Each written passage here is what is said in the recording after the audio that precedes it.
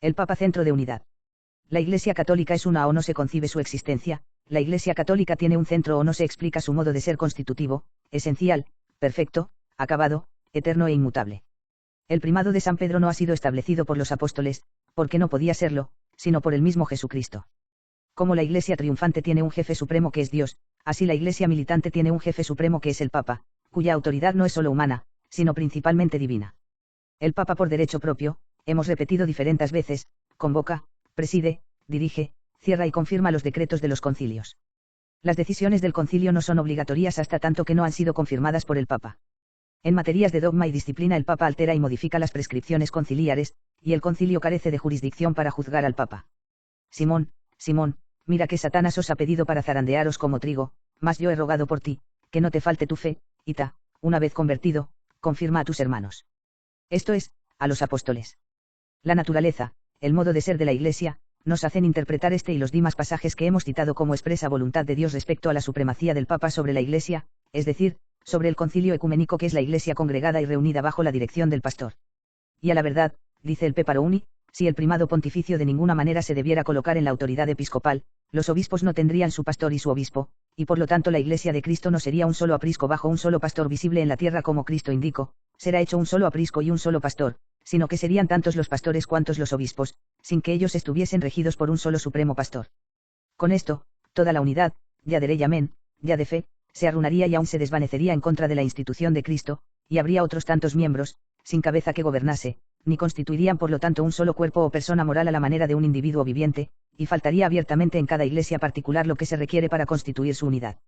San Ireneo declara que a la Iglesia romana, que tiene la supremacía, deben recurrir todas las iglesias del universo, ad ancenim ecclesiam, propter potiorem principalitatem, neces est omnem convenire ecclesiam, hoc est, omnes qui santubique fidels. San Cipriano, después de haber recordado las promesas particulares de Jesucristo hechas a San Pedro, y el privilegio que le establece como jefe y fundamento de la Iglesia, concluye diciendo que sobre él solo ha sido edificada la Iglesia, y que a él corresponde apacentar las ovejas. Y aunque, añade, nuestro Señor ha enviado a todos los apóstoles y les ha concedido a todos el poder de perdonar o retener los pecados, no instituyo, sin embargo, más que una sola cátedra como centro de unidad. Se concedió a San Pedro la primacía para que no aparezca más que una sola Iglesia de Jesucristo y una sola cátedra. Por lo tanto el que resiste a la Iglesia y abandona la cátedra de Pedro, sobre la que la Iglesia está fundada, ¿cómo puede creerse en la Iglesia? Loquitur dominus ad Petrum, ego dico tibi quia tu es Petrus, et superistam Petram cedificabo ecclesiam meam, et porte inferi non vincenteam. Et tibi dabo claves regnicos lorum, et que eligaveris super terramerunt ligata et insilis, et cucecum que solveris super terramerunt soluta et incecelis. Et iterum, post resurrectionem suam, dicit, parceus meas. Super ium iunam, edificat ecclesiam suam, et illi pastendas mandato usuas. Et quam vis apostolis omnibus, post resurrectionem suam, parem potestatem tribuat, et dicat, sicut misit me peitar, et ego mito vos. Accipite spiritum sanctum, siqui remiseretis peccata, remittenturei, siqui tenueritis, tenebuntur, tamen, ut unitatem manifestaret, unam catedram constituit, et unitatis ejus dem originem ave uno incipientem sua auctoritate disposuit. Oquerant utique et ceeteri apostoli vod fuit Petrus, pari consortio preediti, et honoris et potestatis, sed exordium avei mateit proficistitur, primatus Pedro datur, ut una Christiana ecclesia ex cathedra una monstretur. Et pastores sant omnes, sed grex unus ostenditur qui ave apostolis omnibus unanimis consentioneum pareatur. Anque ecclesi, unitatem qui non tenit, tenerese fidem credit. Qui ecclesi, resistitur et resistit, qui cathedram Petri, super quam fundata est ecclesiam, deserit, in ecclesia se esi confidit. No es posible expresarse con más claridad. San Cipriano razona de igual manera. Según él, Pedro es el centro de unidad, sobre él descansa la unidad del rebaño, de su cátedra, que es única, es de donde, todo ha de venir para la enseñanza episcopal, porque, dice, si hay muchos pastores no hay más que un rebaño, y esta unidad ha sido fundada sobre Pedro, el que resiste a la Iglesia edificada sobre Pedro, y se separa de su cátedra única, no está en la Iglesia. En otra de sus obras pregunta San Cipriano a dónde irá el que tenga sed. Irá entre los herejes. Irá donde no hay ni río ni manantial de agua. No, irá a la Iglesia que es una y está fundada por el Señor sobre uno solo que ha recibido las llaves de ella. Porque a Pedro, sobre quien el Señor ha edificado su Iglesia y donde reasumió y mostró la unidad de origen, le ha concedido un poder tal, que todo cuanto desate sobre la tierra quedará desatado en el cielo. Quo venturus est quisitit. Utrumne adtreticos, ubi fonset fluvius aqueam nino non est. Adán ecclesiam que una est, et super iunam, qui et claves ejus accepit, domini voci fundata est. Nam Petro primum dominus, super quem edificavit ecclesiam, et unde unitatis originem instituit et ostendit, potestatem istam dedit, utide solveretur incelis odilis solviset interis.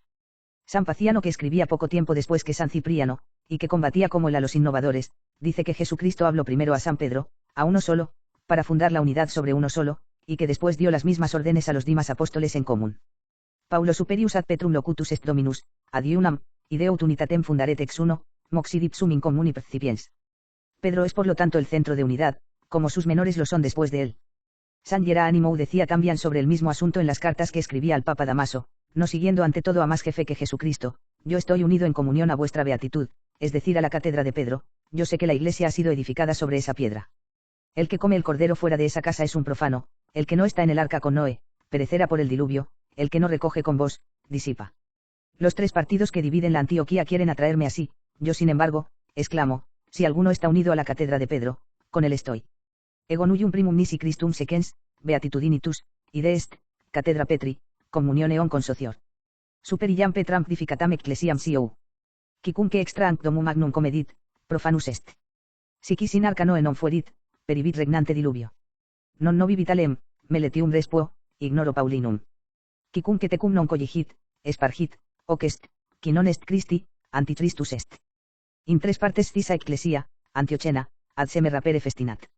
Ego interim clamito, siquis catedre Petri jungitur, meius est. Estas palabras son bastante claras y precisas para que necesiten comentarios. Ellas muestran bien a las claras que la cátedra de Roma es la misma que la de San Pedro, y que es el centro de la unidad, que para pertenecer a la iglesia hay que estar unido a ese centro, y que se cae en cisma y se hace profano todo el que come el cordero fuera de esta casa, es decir, separándose de ella. Y no se marcan distinciones, los obispos, lo mismo que los sacerdotes y los simples fieles, todos deben estar unidos a la cátedra apostólica, es decir, al pontífice romano. No necesitamos seguir en este género de demostraciones. Sabido es que esta doctrina enseñada por los padres de los primeros siglos lo ha sido después, como diremos más adelante, por todos los doctores católicos, y es seguida por toda la Iglesia. Siempre se ha creído obligatorio estar en comunión con la Santa Sede para tener derecho a llamarse miembro de la Iglesia de Jesucristo. Los protestantes han venido en estos últimos tiempos a romper esta unidad admirable, que constituye la mayor fuerza y la más esplendente belleza de la Iglesia. Al romper esta unidad no han tardado en caer en la herejía. Otros después, pero sin ir tan lejos, han querido también atacar la supremacía universal del pontífice romano y han creído poder llamarse miembros de la Iglesia sin estar en comunión con él, sabido es lo que de ellos ha sido. La Iglesia cismática que algunos quisieron establecer en Francia, no fue perdonada ni aun por aquellos cuyo apoyo buscaban, y los furores revolucionarios cayeron sobre ella lo mismo que sobre las demás partes del clero que habían permanecido fieles a la Santa Sede. Pero en vano la herejía y el cisma redoblan sus esfuerzos contra la cátedra de Pedro. Esta cátedra, establecida por centro de la unidad católica, subsistirá siempre con el privilegio que ha recibido. Nunca dejarán de acudir a ella de todas partes para aprender la verdadera doctrina, nunca los demás obispos dejarán de pedir al obispo de Roma, centro de la unidad católica, su jurisdicción y sus poderes. Vedlos en estos instantes, cuando escribimos estas páginas y nos preparamos a concurrir a la gran metrópoli del mundo cristiano, vedlos llegar a Roma desafiando el furor de los mares, las penas de un largo viaje. Las iglesias católicas de las dos Américas, de Oceanía, de la China, de Siria, Mesopotamia, Licia, el Brasil, México, la India y el Egipto envían sus representantes al concilio. De los confines y del centro de Oriente y Occidente llegan prelados a la ciudad de los papas. Como hay periódicos que se atreven a tomar en son de burla esta gran asamblea. Esperen, si son católicos, el fallo del concilio sin impaciencia, espérenlo con fe, y esta es su misión, y si por desgracia suya no aceptan el catolicismo, respeten la reunión del Vaticano, porque mírese como quiera, y aparte de su carácter religioso, será siempre un acontecimiento digno de la atención del mundo. Reunidos en Roma los prelados no habrá divergencias, no te luchas, sino amor, sumisión y respeto y la Santa Sede. Pondremos, dice Mons. Dupanloup, nuestro pensamiento en los santos, cuyas sillas ocuparemos, y en las almas, de las que ante Dios habremos de dar cuenta. Fijaremos la idea en ese mismo Dios que nos ve y nos ha de juzgar, pensaremos en los apóstoles, creeremos verlos frente a frente del mundo para conquistarle de nuevo, y al Señor cuya voz nos ha de hablar. Y entonces, en el asiento de ese soberano Señor de los espíritus, cuando su vicario en la tierra nos pregunte a cada uno de nosotros, hermano mío, ¿me amas? Ah. Podrá dudar el Papa que su viejo obispo sea el último en responder, diciéndole, Padre mío, ya sabes cuánto te amo, repitiendo las palabras del tierno obispo de Ginebra, en la inmensidad de amor por el vicario de Jesucristo, no me dejo aventajar por nadie. Hace 20 años que mis cabellos han encanecido, mi mano se ha puesto temblorosa a tu servicio, oh Santo Padre. Dios sabe que la postrer palabra que salga de mis labios y el último suspiro de mi corazón son de la Iglesia y para ti.